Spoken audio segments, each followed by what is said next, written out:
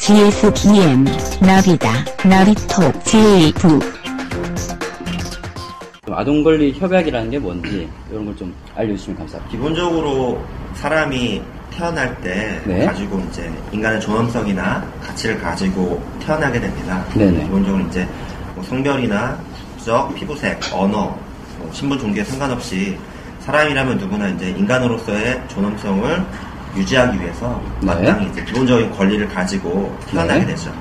그중에서 특히 어린이도 마찬가지로 이런 권리를 가지고 태어나게 되는데요. 네. 보통 사람들이 어린이를 양육하거나 훈육의 대상으로서 이렇게 많이 바라보게 되는데 네. 사실 이 어린이도 그 모든 사람에게 부여된 기본적 인권이나 권리를 가지고 있는 주체적인 존재로서 네. 바라보는 것이고요. 네. 그리고 아동 권리 같은 경우에는 어린이가 인간으로서 가지는 기본적인 권리와 자유 여기에 더해서 어린이는 아직 어리잖아요. 네네. 생애 어떤 라이프 사이클로 봤을 때 또 약간은 또 특별한 네. 그런 특수성을 가지고 있는 시기이기 때문에 이 어린이들에게 특별한 보호와 배려가 필요하다라는 데서 시작을 하는 거고요. 네. 유엔 아동 권리학 협약 같은 경우에는 네네. 어린이는 이제 신체적으로 정신적으로 이렇게 발달해가는 과정이 있기 때문에 어른들과 달리 그 시기에 적합한 법적인 보호나 특별한 보호, 특별한 배려가 필요하다라는 걸 이제 공식적으로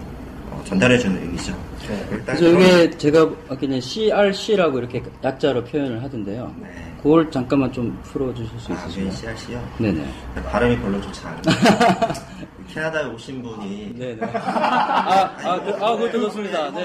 그 영어 같은 경우에는 네. 자, 저희가 그거 못하면 큰일 나는 거예요. 예, UNCRC를 여기 한번, 이게 스펠링 있어요. 네, UNCRC를 한번 읽어주셔야 합니다. UN Convention of the Rights of the Child. One more time. 중국어도 일본어도 최고급입니다. 진짜. 네, 이어서 계속 그 UNCRC에 관해서 좀 네네. 말씀드리면요. 네네. 그러니까 모든 어린이가 안전하고 행복하며 또한 그런 충족된 환경에서 네. 자신이 가진 잠재력을 충분히 발휘하기 위해서 필요한 모든 것들을 총망라해 놨다고 보시면 되고요. 네. 그다음에 국제인권법에 있는 그런 원칙들은 어린이와 어른들 모두에게 적용이 되지만요. UNCRC 같은 경우는 다른 국제법들이 명시하고 있는 어린이들의 권리뿐만 아니라 어린이들의 어떤 특수성이나 필요에 맞춘 기준들을 담고 있습니다. 이건 1989년 11월 20일 유엔에서 채택이 되었고요. 그리고 지구촌 어린이들 권리를 지켜주자는 국제사회의 약속입니다. 특별하게 조금 몇 가지 의미를 부여하자면요. 어린이의 권리 보호만을 목적으로 만들어진 국제사회 최초의 협약이고요. 어린이도 권리를 가진 주체로서 인정한 유일한 협약입니다. 그리고 국제협약 중에서도 가장 많은 국가의 비준을 받은 그런 협약이고요. 현재 미국하고 소말리아를 제외한 모든 유엔 가입국이 여기 비준했습니다. 그리고 시민 정치 권리로부터 경제, 사회, 문화적 권리까지 모든 인권의 영역을 포괄하고 있는 최초의 국제협약이기도 합니다.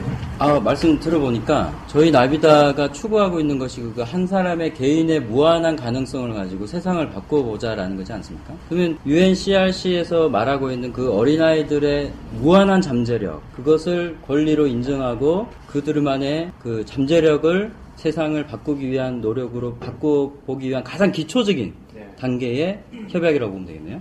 자, 그러면 이제 유니세프 한국위원회가 2007년을 기준으로 해서 전교 후기로 좀 의미 있는 분기점이 분수령이 된 걸로 보고 있는데요.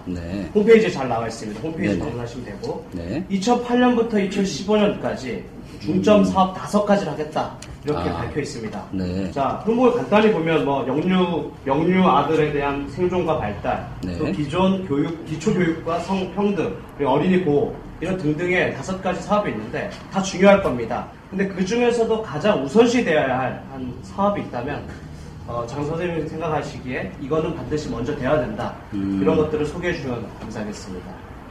유니세프에서 진행되는 사업들을 좀 이해하기 위해서는 먼저 MDG를 먼저 알아야 돼요. 보시는 분들은 MDG가 뭔지는 여기는 저희가 먼저 사전 스터디가 이미 돼 있었고요. 1회부터 4회 방송에 밀레니엄 디벨롭먼트 골스에 대해서 다 다뤘습니다. 간단하게 우리 한종훈님께서 한 번만 더. 제가 일단 요약할까요? 네, 간단하게. 네, 저희가 1회부터 4회까지 이미 다뤘던 내용인데요. 유엔이 공동으로 채택한 새천년 공동 개발 목표라는 게 있습니다.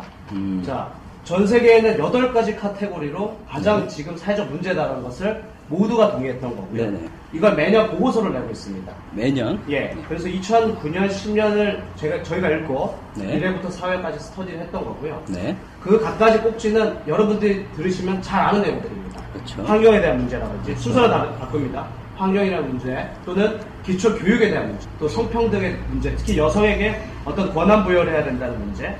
그리고 영유아 사망률을 해결하자, 또 네. 모성 사망률, 또 에이즈와 말라리아 같은 큰 그 에피데믹스를 줄이자. 네. 예, 그리고 국제적인 협력을 하자. 이런 8가지 카테고리에 각각의 협약된 내용. 네. 그래서 2015년까지는 반으로 줄이고 네. 2050년까지는 빈곤의 종집을 찍자. 그래서 아까 우리 정신석 선생님께서 또 책 표지를 보여주셨죠? 네. 제프리 삭스와 무하마드 유누스가 얘기하는 네. 2050년 빈곤을 퇴치하자는 그런 목표를 모아놓은 거. 그게 그래서 바로 예, MDG다. MDG입니다. 네. 아유, 감사합니다. 예, 아우. GSBS에서도 이거 뭐 이거를 기반으로 해서 이 문제 해결하려고 소셜 비즈니스. 그럼요. 이거 뭐 준비도 안 해? 줄줄 나오네요. 어? 소설 깔때기라 할만해. 네. 인정. 그 8가지 그 조항들이 있는데요. 그 네네. 8가지 목표들이 있는데 네. 이제 이 8가지 목표를 이뤄내기 위해서 유니세프도 이제 크게 5가지 네. 중점 사업 분야를 네. 잡은 거예요. 그 5가지가 뭐냐면은 영유아 생존 발달과 발달, 네. 다시 할게요. 영유아 네. 생존과 발달, 네. 그다음에 기초교육과 성평등, 네. 어린이 보호, 네. 어린이 권리를 위한 지지 정책과 파트너십, 아. 그리고 에이즈 예방과 퇴치. 네. 네. 크게 5가지를 이제 중점적으로 사업을 해요. 근데 질문은 이제 5가지 중에서 이제 뭐가 우선시 되어야 되겠냐고 하셨는데 사실 5가지가 다 중요하고요. 그렇죠. 다 잘해야 되는데 그중에서 어차피 저희 자원이 한정됐기 때문에 네. 쉽게 이해하시면은 저희가 후원금을 많이 받아서 네. 가장 많이 사용되는 부분이 어디냐를 보시면 네. 좀 이해하기 쉬울 것 같아요. 네. 네네. 이 중에서 저희가 이렇게 퍼센트로 봤을 때 실제적으로 가장 많이 현재 지원을 하고 있는 사업이 영유아 생존과 발달. 네. 영유아 생존과 발달의 51%를 사용하고 있으니까 거의 절반의 네네. 그런 후원금이 이쪽으로 가서 사용이 되고 있으시다고 봅니다. 네. 네. 2010년 10월 기준으로 보면 그 네. 대수는 3억 5,500만 불 아. 사용되었고요. 그 중에서 51%를 이 분야에 썼습니다. 네. 영유아 생존과 발달에 대해서 네. 간단하게 설명을 해드리자면요. 네. 그 어린이 사망률 감소는 그 MDG의 4번째 항목하고 관련이 있는데요. 네. 유니세프는 0세부터 만 3세까지의 영유아들 그리고 이들을 돌보는 엄마들의 이제 기본적인 보건 서비스와 영양, 위생 관련된 프로그램을 제공하고 있고요. 네. 그리고 긴급구호나 전쟁 이런 거 있을 때 어린이에게 특별하게 지원하는 네. 그런 내용들이 여기에 속해 있습니다. 조금 더 세부적으로 들어가서 그 목표와 추진 전략을 보자면요. 네. 어린이 사망의 주요 원인이 되는 기본적인 질병들이 여러 가지가 있어요. 몇 가지가 있는데 그것에 대한 예방 접종을 점점 확대해 나가는 거고요. 네. 그래가지고 약 250만 어린이들의 생명을 구하자라는 게 있습니다. 네. 그리고 정부 및 다른 유엔기구 등과 협력을 해서 유아의 영양 상태와 보건 분야에 보다 적극적으로 개입하려는 게 있고요. 그다음에 재정 지원과 교육 훈련을 통해서 가정과 지역사회의 역량을 강화하는 것. 또 식수와 화장실 같은 위생시설을 개선해서 네. 보건 상황을 개선하는 것. 네. 그리고 긴급고 사태가 발생한 네네. 지역에서 네네. 어린이들의 신속한 구호 네네. 활동을 하는 것. 네. 그리고 전 세계 모든 나라에서 90%의 예방 접종률을 달성하고 네. 모든 지역의 최소 80%의 예방 접종 달성을 위해서 예방 접종 캠페인을 전개한다. 네. 이런 내용도 있고요. 그다음에 말라리아 네네. 있고 그다음에 비타민 A 공급하는 거, 엄마들의 이제 완전 모유 수유를 높이기 위해서 노력하고 네. 있습니다. 아. 네. 지금 영유아 사망률과 그 영유아 사망을 줄이는 것, 또 네. 그 영유아의 생존과 발달에 대해서 말씀하셨는데 2010년도 좀 자료를 봤어요. 네네. 공부지원금으로부터 한국위원회에 이제 지원한 네. 그 돈을 보니까 약 890만 달러. 이 돈 중에 대부분을 그러니까 아시아 6개국 기초교육 사업에 많은 돈이 배정이 됐는데 그 중에 네. 890만 달러를 네. 그 아시아 6개국의 기초교육 사업에 썼거든요. 네네. 자, 그럼 그만큼 중요하다는 의미죠. 네. 그 이후에 순위를 보면 북한에 대한 거, IT 교육부 이런 순으로 가는데 아시아 6개국의 기초교육 사업이 어떤 내용일까요? 사실 저 이 질문 보고 사실 살짝 놀랐거든요. 네. 이게 약간 특수한 사업이라서 네. 웬만큼 관심이 있지 않은 사람은 잘 모르는 내용. 저희가 질문하는 겁니다. 네. 네.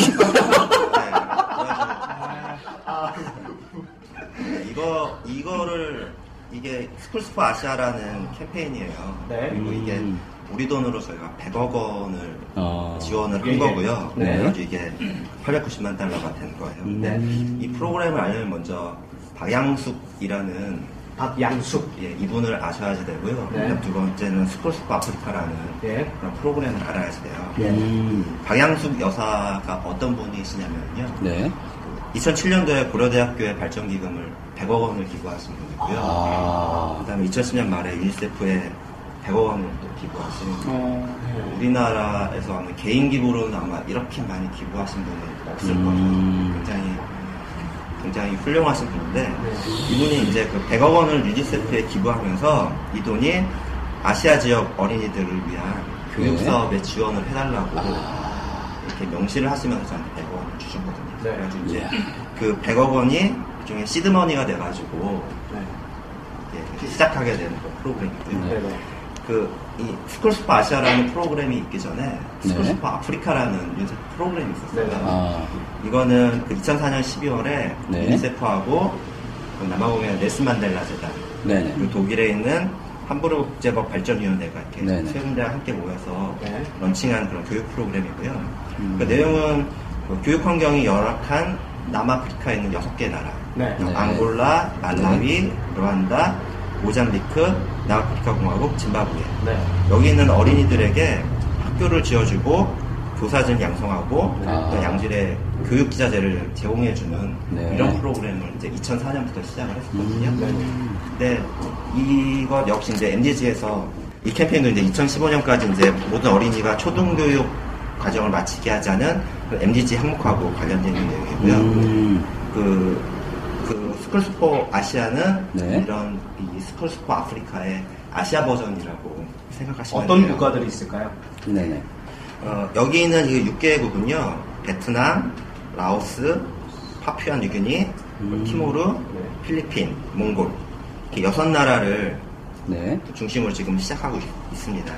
그 아시아 지역의 초등교육의 특징을 보자면요, 아프리카에 비해서는 그래도 조금 나은 수준이에요. 근데 조금 약간 차이가 있는데 대부분 이제 도시하고 농촌의 그런 차이가 많이 발생하고 있어요. 그러니까 도심에 있는 아이들은 그 교육을 좀 어느 정도 받고 있지만 먼 노지에 있는 아이들 그리고 이제 도시에서 멀리 떨어져 있는 아이들은 교육이 상대적으로 좀 낮죠. 그 베트남 같은 경우를 보면 그 초등학교 교육이 5년인데요.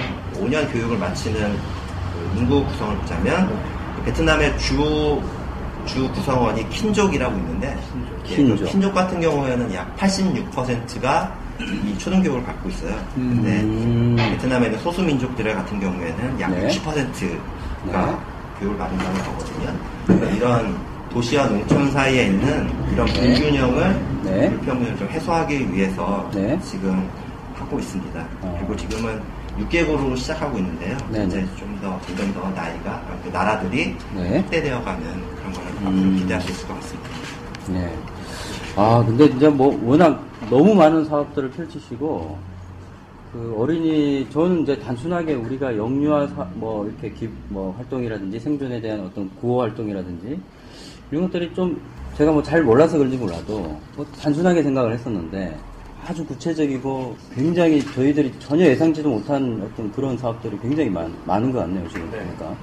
그리고 스쿨스포 아시아 아프리카 이거는 그냥 쉽게 찾아볼 수 없는 내용인데 장 선생님께서 또 핵심적인 내용을 잘 밝혀주셨습니다. 그리고 박양숙이라는 분으로 인해서 이런 무브먼트가 있었다는 걸 다시금 우리가 개인의 한 개인이 바뀌니까 세상을 바꿀 수 있는 돈뿐만 아니라 사람이 붙고 지금 이런 무브먼트에 우리가 동참하고 있다는 것 자체가 참 큰 영광이라는 포인트를 지적할 수밖에 없습니다. 나비톡 제3부를 클릭하세요.